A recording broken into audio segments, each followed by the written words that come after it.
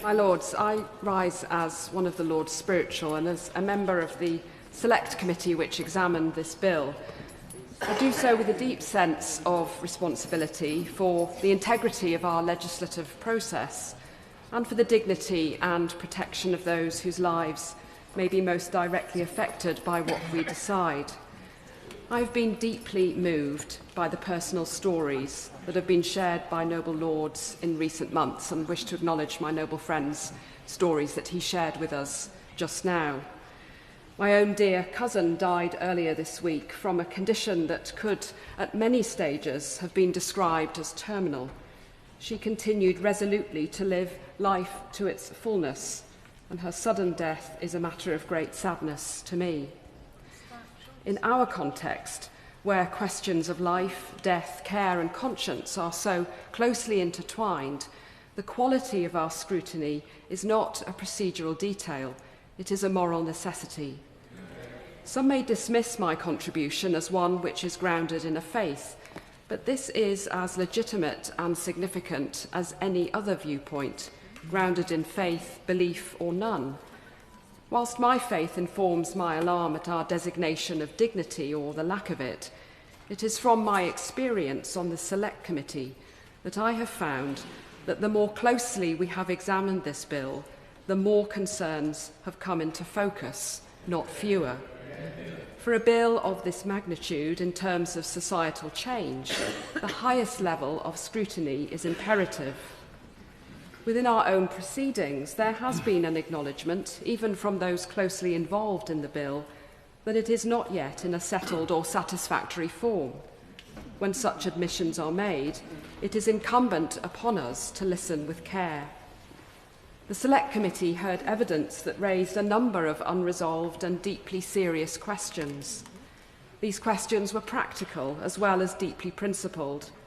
Whether the state should be obligated to address unmet need before assisting someone to die, even if in doing so the person's mind might be changed.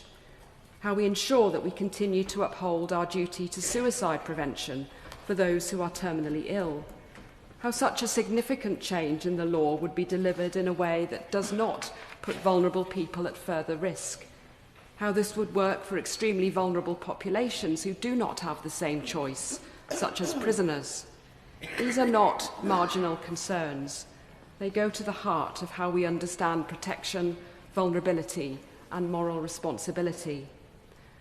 Across this House, peers from many different perspectives have expressed concern. That breadth of unease ought not to be dismissed lightly. Yet I share the concern that the time afforded for debate has often been limited in ways that do not reflect the gravity of the subject before us. When the bill was first introduced, it contained a number of delegated powers of a kind that noble lords have already pointed out rightly attracted concern. While some adjustments may have been made, the underlying issue remains, whether too much is being left unresolved, to be determined later rather than clarified now. There must be opportunity for a deliberative process as these are examined. Moreover, the committee, and indeed the House more broadly, has raised a number of detailed questions to which clear answers have not always been forthcoming from the government or its advisers. That lack of clarity makes it difficult for us to discharge our duty with the confidence that is required. My Lords, in my ministry, I am often reminded that how we care for those at the end of life is a measure of our common life together.